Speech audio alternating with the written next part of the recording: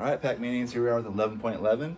It's the last lesson of the year before we do a little chapter review and take a test, and we'll be done. We will have made it. So these are called composed figures or composite figures, which just means that they are made of more than one. So in this case, it's just two rectangular prisms that are connected, and then you got to calculate the volume. So basically what I need to do is break them apart, calculate the volume of each, add them together, and I'm done. So volume, of course, is length times width times height, so we'll keep that in mind. The only hard part here is figuring out what's the length of these and where do I break them. So this one, they're going to break off right here. So I'm going to draw a little dotted line right there, okay? And so we're going to break it off right there and put it there, okay?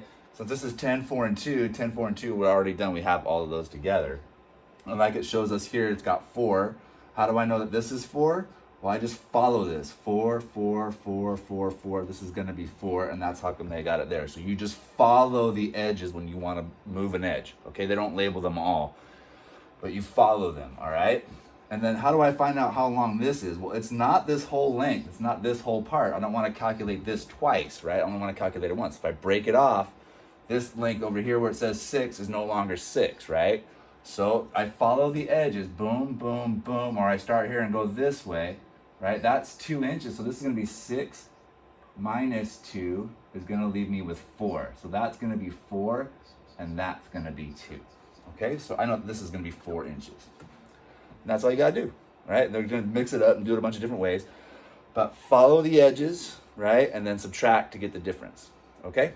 All right, length times width times height. So for, so we'll do this prism here. This is 4 times 2, okay, which is, I don't like the way they do that, right? This is going to be 4 times 8. I want to do these two first. And what's 4 times 8?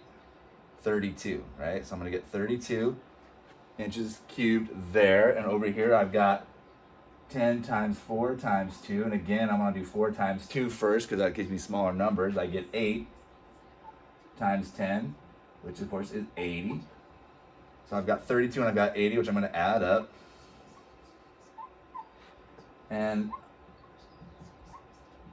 it's best to add this way, right?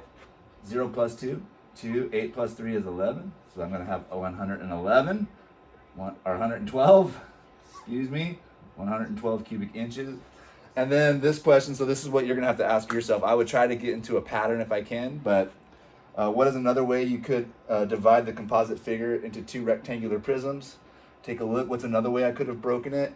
Right? See how I've got these 2 lines right here? I could have also broken it this way, and that would have been shorter. This would have been 8 inches. 8 times 4 times 2. Okay? And that still would have stayed 6. All right. Break it the other way.